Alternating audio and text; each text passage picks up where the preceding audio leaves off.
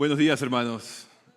Buenos días, ¿cómo están? Mi nombre es David, soy originalmente peruano de Lima, de una ciudad, la capital de Perú, una ciudad muy grande. Y bueno, para contarles un poco de mí antes de comenzar a entrar a la lección, yo crecí en un hogar católico, como imagino que varios de ustedes aquí o tal vez en la audiencia conocen, no un hogar católico muy devoto, pero un hogar católico donde uno en Pascua y en Navidad iba a la iglesia, tal vez se bautizaba, hacía la primera comunión, pero era más tradición que fe, que un caminar íntimo con Dios. Y en ese proceso, cuando era muy joven, comencé a hacerme preguntas. Y primeramente me hice preguntas por lo que veía en mi entorno familiar. Tengo una hermana y mis padres se casaron de jóvenes en Perú y me tuvieron casi al inicio de su matrimonio. Y recuerdo cuando tenía 6, 7 años, en mi casa en Lima, donde estábamos, ellos tenían mucha fricción en su matrimonio. Estaban peleando constantemente problemas relacionales, de dinero, de cosas, y no sabían cómo abordarlo, no sabían cómo resolverlo. Y yo tengo vívidamente en mi mente un niño de 6 años sentado fuera de la puerta de sus padres, escuchando todos los gritos de adentro y queriendo hacer algo para resolverlo. Y sabiendo que no tenía nada que podía hacer en mi control, porque era un problema mucho más grande que yo. Y me acuerdo estar sentado y escuchando y preguntándome, ¿acaso es mi culpa? ¿Habré hecho algo? ¿Qué puedo hacer? Y buscando alguna respuesta. Y sin embargo, sabiendo que esto era algo mayor de lo que podía pasar. Eventualmente, los problemas que mis padres tuvieron los acercaron un poco más al divorcio. Y en lo que consideraban divorciarse, una compañera de trabajo de mi padre escuchó de esto y les dijo, antes de que hagan eso, me encantaría invitarlos a un evento, a un retiro de matrimonios que hace mi iglesia. Me encantaría que vengan ustedes, pasen el fin de semana, escuchen lo que hay que escuchar y después decidan lo que van a hacer. Dijeron, muy bien. Así que mi hermana y yo nos llevaron a casa de mi abuela, nos dejaron un viernes por la noche. Nosotros nos divertimos con mi abuela unos días, pasamos el fin de semana. Ellos volvieron el domingo por la tarde, me sentaron a mi hermana, a mí, en casa de mi abuela, y dijeron, solo para que sepan, este fin de semana ha sido algo transformador y ahora somos seguidores de Jesús. Amén, gloria a Dios. Y yo a mis 6, 7 años, mi primer pensamiento es, ok, ¿qué hay para la cena? No tenía idea de qué significaba eso. Pero a través de los siguientes días y semanas y meses, ese niño sentado fuera de la puerta comenzó a escuchar comunicación distinta. Y no era perfecto, pero era mejor. Y había un cambio notable, poco a poco, de una relación que se estaba restaurando en casa de mis padres. Y eventualmente dije, bueno, lo que ellos tienen, yo lo quiero. Así que comencé a ir a la iglesia con ellos todos los domingos y comenzar a escuchar un poco de lo que se trataba todo esto de ser cristiano y el evangelio y esta persona de Jesús y comenzar a aprender un poco de qué se trataba todo eso. La iglesia local en ese momento en Lima fue de gran bendición para mi familia y comenzamos a sanar, restaurarnos, a curarnos, pero era un camino muy largo que nos tocaba cubrir porque había habido mucho daño en el pasado que ya había ocurrido. Y en el medio de todo esto, como tal vez a muchos de ustedes les pasó en su historia, Dios tenía otro plan para nosotros, que no era quedarnos en Lima, Perú. A mi padre le ofrecieron un trabajo en Miami, en Florida, y él hablando con mi mamá dijeron, ¿saben qué? Es una buena oportunidad, nos están ofreciendo un trabajo, hay una visa, hay otras oportunidades, queremos ir para allá. Así que otra vez sentaron a mi hermana, me sentaron a mí y dijeron, ¿cómo les gustaría vivir a 4 horas de Disney? ¿Qué niño va a decir que no? Así que poco después, un par de meses después, estábamos empacando la casa y cerrando todo y nos fuimos otra vez a casa de la abuela mientras esperábamos que la visa llegue y el vuelo, porque habíamos vendido el departamento donde estaban. Y estábamos preparados para salir. Y de repente me di cuenta, mi familia, que conocía a mis amigos de la escuela, la cultura y el entorno, el idioma que hablaba, todo lo estaba dejando atrás. Y no sabía qué es lo que venía. Y imagino que varios de ustedes, o tal vez sus padres o abuelos, saben lo que es esa transición de dejar todo atrás para ir a una tierra nueva. Ahora yo por el trabajo y el ministerio acabo viajando mucho. Yo volé aquí el viernes Y algo que desde esa época hasta ahora me ha pasado es que nunca puedo dormir en un avión. Así recuerdo esa noche donde salimos de Lima en el aeropuerto y abordamos un avión como a las 9, 10 de la noche, que iba para Miami y iba a llegar a las 6 de la mañana. Y de repente estaba yo en el avión sentado con mis padres y mi hermana, los tres dormidos, y yo mirando, no había pantallas todavía en el avión, mirando el asiento de frente y pensando, todo quedó atrás. Lo único que tengo ahora, que llevo conmigo, son mis padres, es mi hermana, y todavía aquí hay mucha sanidad que tiene que pasar. No nos sentimos como una familia todavía. Y tengo a Dios. Así que me senté en ese momento y oré y le dije, Dios, si eres real, si todo lo que he aprendido en la iglesia, todo lo que me han contado de ti es cierto, ayúdame a sobrevivir esto, porque siento que solo te tengo a ti. Eso pasó cuando tenía 12 años y los próximos años de entrada a Estados Unidos fueron algunos de los más duros, porque tenía que aprender un mundo nuevo, pero también fueron unos donde nunca me sentí solo. Por la gloria de Dios nos conectamos con una iglesia excelente en Miami que nos acogió, nos acompañó, nos ayudó a integrarnos a la comunidad. Y yo, a través de esa temporada, vi la diferencia entre el mundo y cómo nos recibían y el cuerpo de Cristo y cómo nos recibían. Y dije, esto es para mí. Y eso otra vez afirmó mi fe.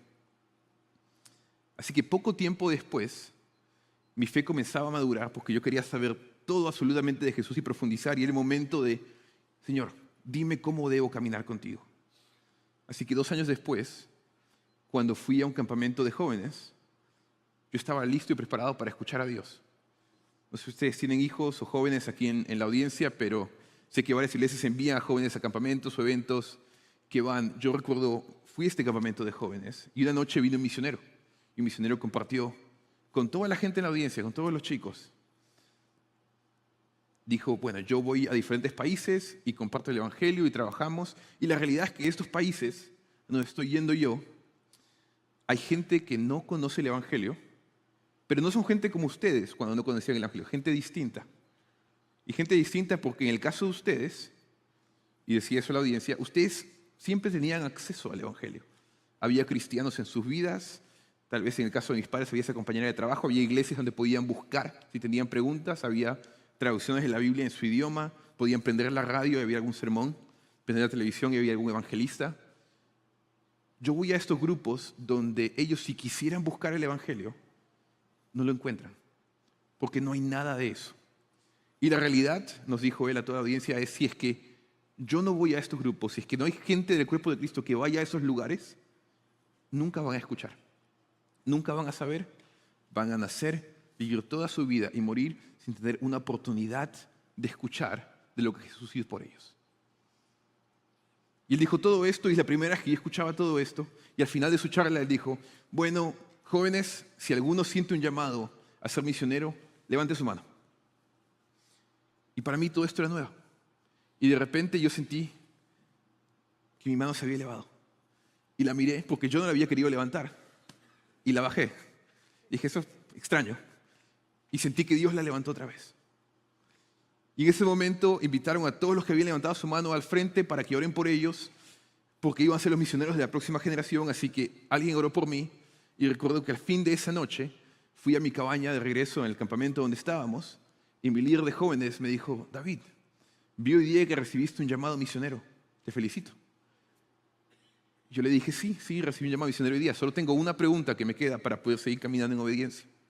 Y me dijo, sí, cualquier cosa, pregúntame y si te puedo, te ayudo. Y yo le dije, bueno, mi primera pregunta es, ¿qué es un misionero?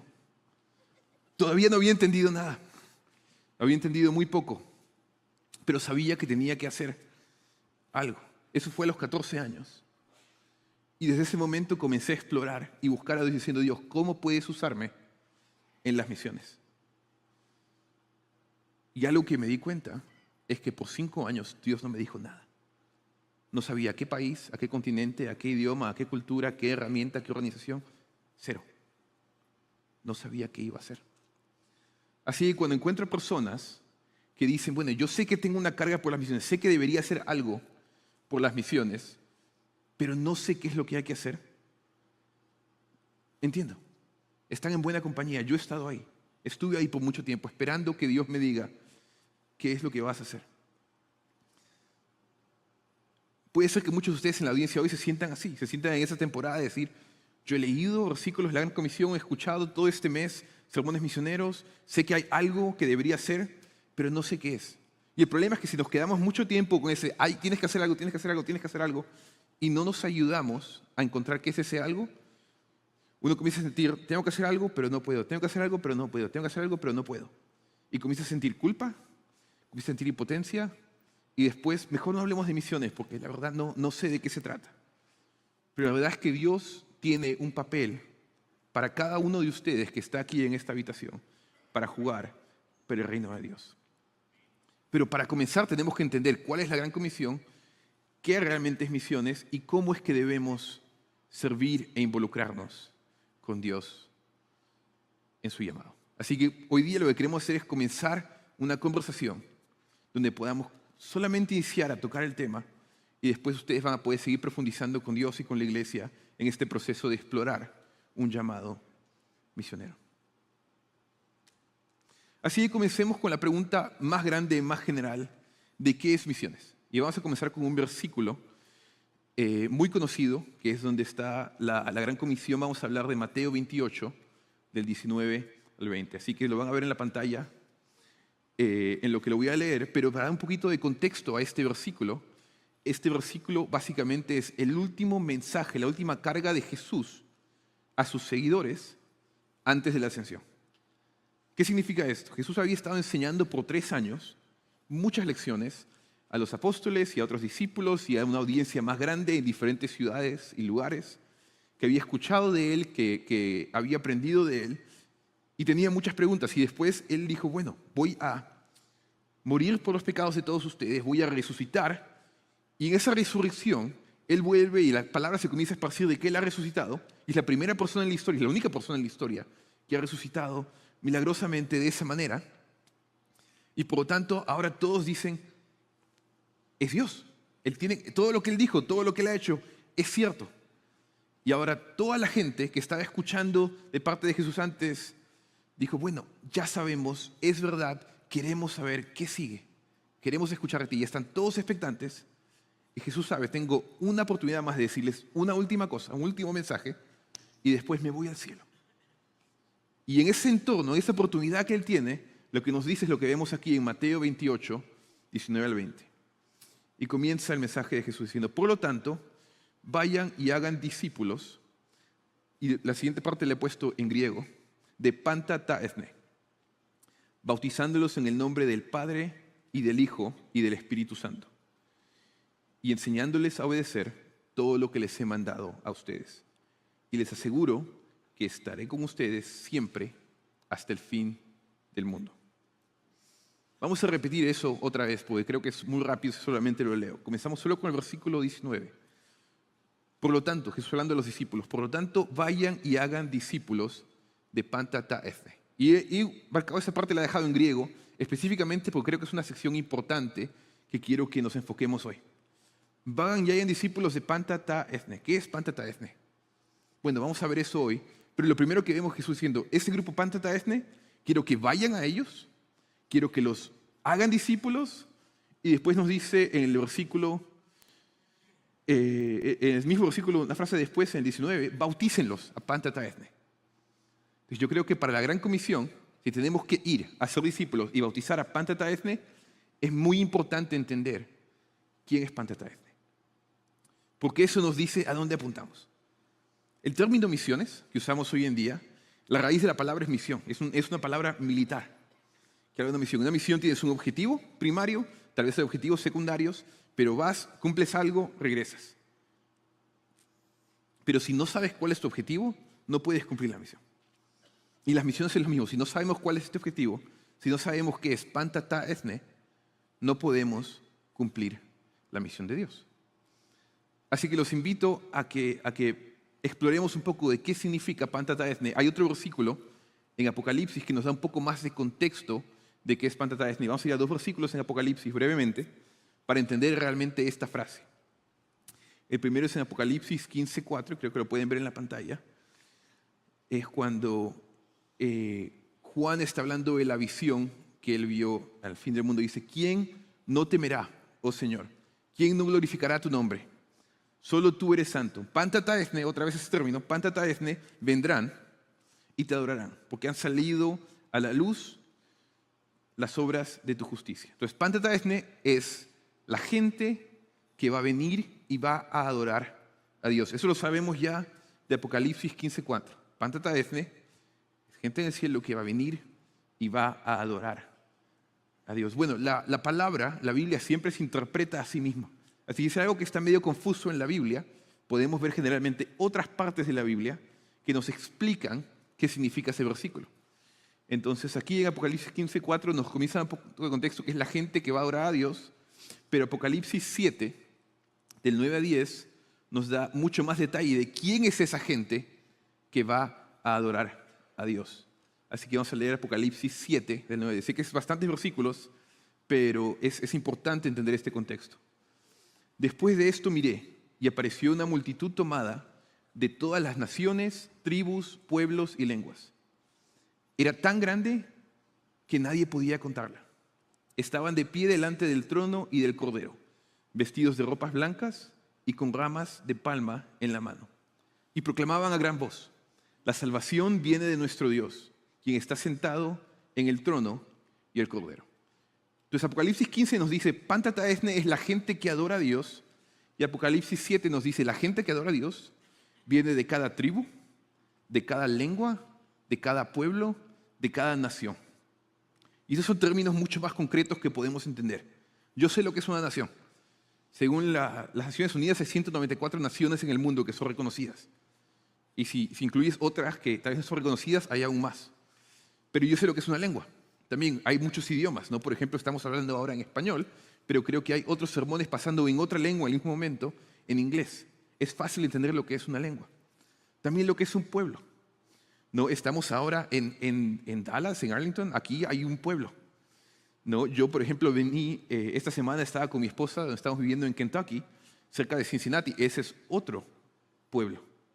¿No? Si alguien va a compartir el Evangelio a Cincinnati, no significa que lo van a escuchar aquí, está muy lejos.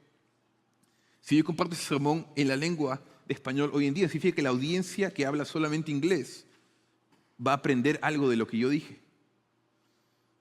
Si una iglesia es plantada en Arlington, Texas, no significa necesariamente que alguien en otro país, como en China, vaya a escuchar el Evangelio. Hay ciertas categorías que nos dicen, bueno, para que todas estas gente que tiene que escuchar el Evangelio lo escuche, tenemos que ir a cada nación, a cada tribu, a cada pueblo, a cada lengua. Pantataesne típicamente es traducido como todas las naciones. Pero si decimos todas las naciones, es fácil reducir la misión de Dios simplemente a naciones en el término categoría legal, jurisdiccional. Pero vemos que eso no es suficiente.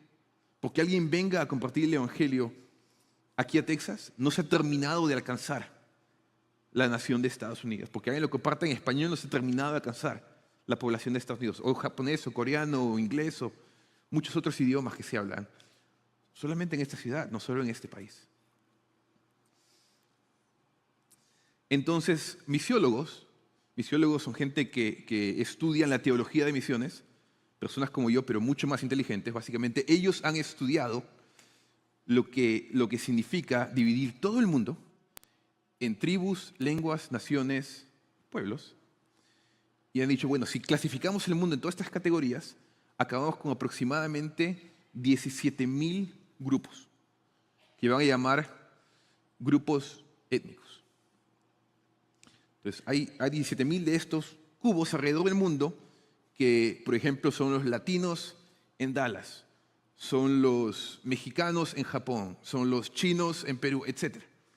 17,000 grupos que existen a través del mundo que son incluidos en Pantataesne, que deberían ser representados enfrente del trono de Dios en Apocalipsis. Entonces, cuando Dios nos dice, vayan a Pantataesne, vayan a estos 17,000 grupos, está hablando de todo este mundo donde hay que alcanzar y compartir el Evangelio. Cada grupo étnico va a tener una identidad cultural. Para ellos va a haber un nosotros. Nosotros somos parte de un grupo y ellos. Ellos son diferentes a nosotros. No son mejores, no son peores, son distintos. Por ejemplo, si el pastor Rafi y yo nos vamos de viaje a Zambia y conocemos a la gente de allá, Dios los ama y los quiere mucho, pero ellos nos van a ver a nosotros y en 5 minutos ellos no son de aquí. Hablan distinto, se ven distinto, no comen otras cosas, etc. Y nosotros vamos para allá y decimos, ellos no son como nosotros, lo que ellos comen, no sé qué es eso. Y también son cosas distintas. Entonces, cada grupo étnico, es decir, somos nosotros, y hay otros que son ellos. ¿Qué significa esto? ¿Por qué es importante esto? Cuando el evangelio viene a un grupo, ellos lo reciben, pero los grupos de alrededor, si el evangelio no va directamente a esos grupos, dicen, esa religión es para ellos. Ese Dios debe ser para ellos. No es para nosotros, porque no ha venido nadie a nosotros a compartirnos. Entonces, en el Pantataesne hay que llegar a todos los grupos étnicos. Y una pregunta que tenemos que hacernos en este momento es, si hay 17.000 grupos, sabemos cuál es la misión, sabemos cuál es el objetivo, ¿cómo vamos en el proceso? ¿Vamos alcanzando 1.000 grupos? ¿Vamos alcanzando 16.000 grupos? ¿Cómo va el progreso? ¿Qué nos falta hacer? ¿Cuál es la tarea que esta generación es llamada a terminar? Y por eso hemos creado 2 categorías en el mundo de misiones, que se llaman grupos alcanzados con el Evangelio, y grupos no alcanzados con el Evangelio. Los grupos alcanzados son grupos como el mío, en Perú, donde yo crecí católico, pues sí, puede ser, pero había acceso al Evangelio. Había una compañera de trabajo de mis padres, había una iglesia, había una Biblia en nuestro idioma, había muchas oportunidades para conocer de Jesús. Grupos no alcanzados son grupos como donde trabajan mis amigos en Afganistán, donde si eres una persona en medio de Kabul, la capital, y quieres conocer a Jesús, no hay una iglesia donde puedas ir. No puedes comprar una Biblia en la librería, en la biblioteca, buscar una tampoco. No puedes prender el televisor y ver el Evangelio. La mayoría de gente que está ahí, si no va alguien a compartir el Evangelio con ellos, nacen, viven y mueren sin nunca tener la oportunidad de aceptar a Cristo. No es que lo escucharon y lo rechazaron. ¿Qué pasa en nuestro contexto bastante con personas? Pero es que nunca tuvieron la oportunidad de escuchar el Evangelio. Yo entiendo que en nuestro contexto hay no creyentes alcanzados. No, hay muchas personas donde nosotros podemos ir y compartimos con ellos y son resistentes si no reciben el Evangelio y queremos compartir otra vez y compartir otra vez y compartir otra vez. Y es importante hacer evangelismo local para la gente que aún no ha recibido al Señor. Pero también es importante ir a aquellos que nunca han tenido la oportunidad de escuchar el Evangelio. Y ir a todos esos grupos significa ir a todos esos grupos. Para responder a mi pregunta de antes, de los 17.000 grupos en el mundo, quedan 7.000 grupos, 3.2 billones de personas que aún no tienen acceso al Evangelio. Cada uno de esos grupos es Pantataesne. Cada uno de esos grupos tiene gente en ese grupo que en la historia Dios vio que ellos iban a nacer y vivir y dijo, yo voy a enviar a mi hijo a que muera por ellos. Y voy a confiar en que mi iglesia va a ir a contarles las buenas nuevas. Y han nacido y están viviendo y algún día, tal vez pronto, van a morir. Y están esperando como iglesia que respondamos en llevar las buenas nuevas a Pantataesne, a todas las naciones. Eso significa que hay grupos entre esos 7.000 que nos quieren recibir y están emocionados de que vengamos, y hay grupos que no tienen nada que ver y no están interesados en recibir el Evangelio. Hay grupos en lugares muy seguros y estables y hay grupos en zonas de guerra. Hay grupos que tal vez nos gusta la comida, nos gusta la cultura, yo quiero vivir aquí, es un lugar cómodo y bonito, etc. Y hay grupos donde no. Y como iglesia somos llamados a responder y a ir a todas estas naciones. Regresando a mi historia, yo estoy esperando estos 5 años diciendo, Dios, ¿a dónde me vas a llamar a ir? Y después de los 5 años, eventualmente a través de un movilizador, Dios me dice, David, quiero que vayas a Afganistán. Y yo oraba por 5 años, Dios, dime dónde, dime dónde, dime dónde, dime dónde. Dios me dice, Afganistán, y comienzo a orar, Dios, dime otro lado, otro lado, otro lado, otro lado. Yo le pregunto a Dios, Dios, ¿por qué allá? Dios me dice, yo envié a mi hijo para que él viva y muera por la gente de Afganistán. Ya pagué el precio. Y si tú tienes miedo a morir, David, ¿acaso tu vida vale más que la de Jesús? Si es el caso, si no quieres, no vayas. Pero si yo ya pagué el precio más alto, por ellos tienes que compartir el mensaje del Evangelio con ellos. Dije, bueno, Dios, ya me dijiste por qué ellos, ahora por qué yo. ¿Por qué crees que yo puedo ir? A veces nos preguntamos esto. En muchos casos, como latinos, comenzamos a preguntarnos, bueno, pero no, eso de las misiones es algo de los estadounidenses, los que hablan inglés, los que tienen el pasaporte azul, los que hacen esto, lo otro. Se ven de esta manera porque ellos son los que han venido a América Latina y por tanto todos tienen que ser como ellos. Nosotros no podemos. Y es lo que yo le decía a Dios. Pero veamos otra vez la gran comisión, Mateo 28, siguiente parte, versículo 20, que aún no entramos a leer y profundizar mucho. Dice, enseñándoles a obedecer todo lo que les he mandado a ustedes.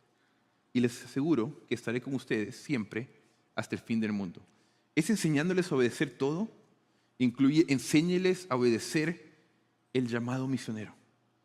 Entonces, ahí estaban todos los seguidores de Jesús escuchando.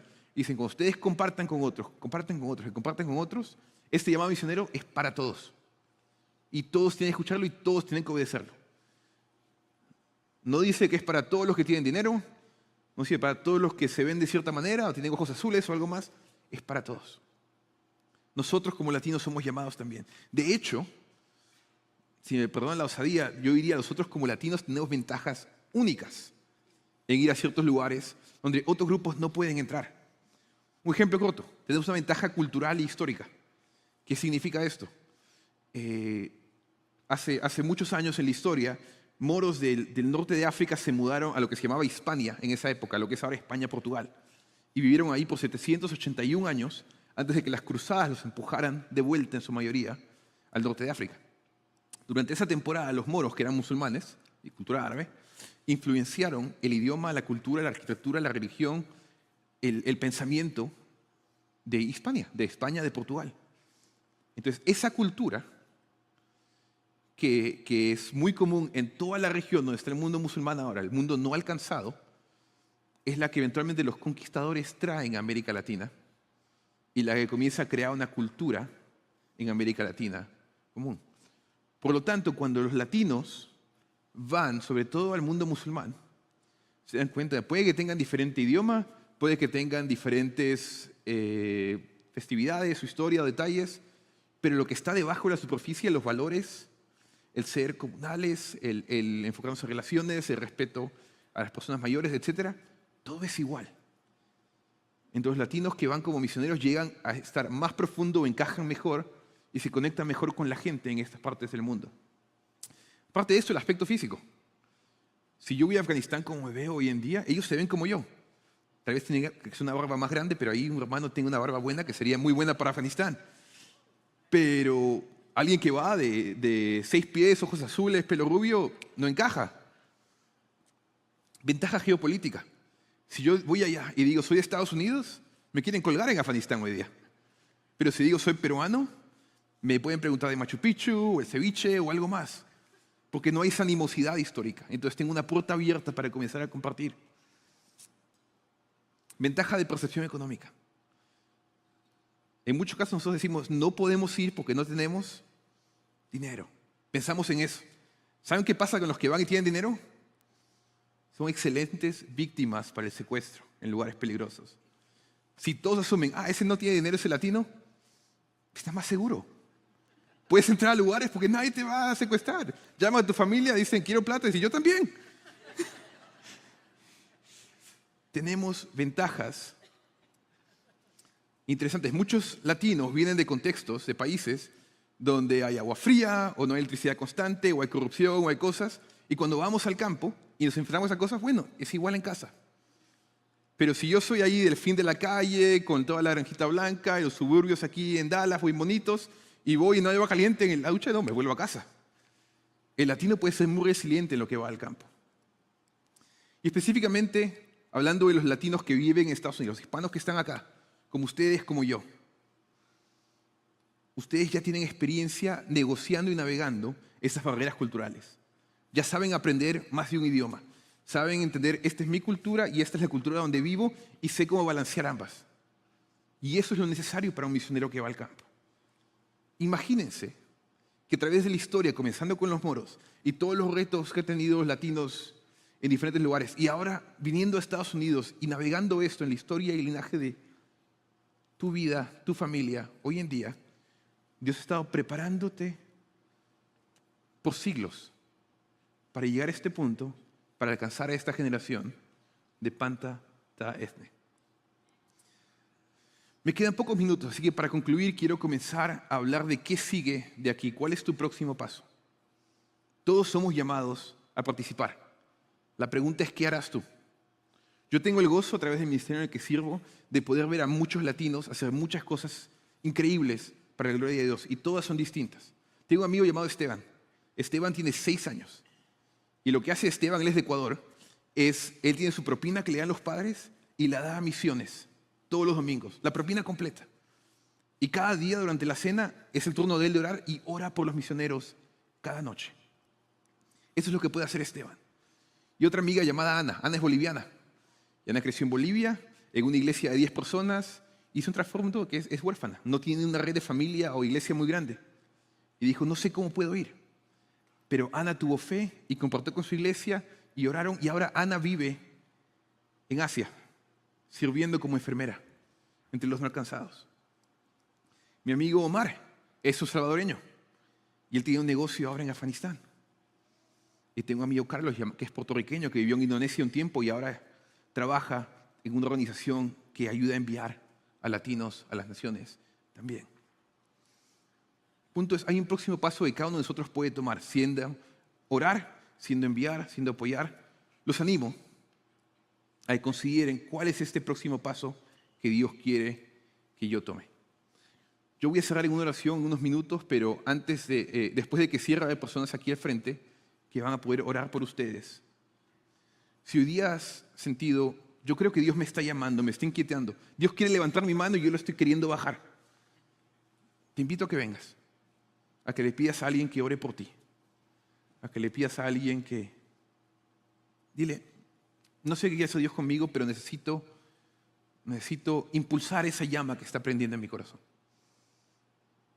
Si has escuchado mi historia y has dicho, bueno, yo pensé que todos los que crecían en América Latina ya éramos salvados y no necesitábamos una vida con Cristo, pero ahora escuché algo distinto y necesitas hablar con alguien, porque si creo que quiero aceptar a Cristo en mi corazón, quiero lo que los padres de David tuvieron en ese momento, lo que David tiene ahora, y no sé cómo llegar ahí, ven y habla con alguien para que oren por ti.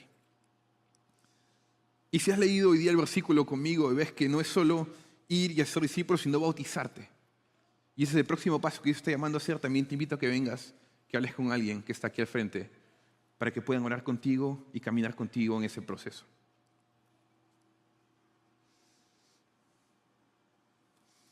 Quiero orar por ustedes, y lo último que les quiero decir es, los animo cuando Dios habla, los animo a escuchar. Yo en ese momento que me dijo Afganistán estaba lleno de miedo. Te digo, 10 años después, es un gozo lo que Dios ha hecho en mi vida. Oremos, hermanos. Padre, te doy gracias porque estamos aquí por ti, por tu gloria, por tu salvación, por lo que Jesús hizo en la cruz por nosotros. Sin eso nada de esto sería posible. Pero Señor, también sabemos que lo mismo que Jesús hizo por la vida de cada uno de nosotros este domingo, aquí en Fielder Church o viendo en el video, Él también lo hizo por gente a través de todas las naciones que no tienen ni idea de que solo pueden aceptar y ser salvos y ser parte de la familia de Dios. Así que te pedimos, Padre, que nos muevas a nosotros a la obediencia, porque esta generación de Panta Ta Ethne, de pueblos no alcanzados, necesitan el Evangelio, necesitan de ti. Tócanos, Señor. Heme aquí. Ayúdanos a que esta sea nuestra postura. En el nombre de Jesús oramos. Amén. Pueden venir adelante.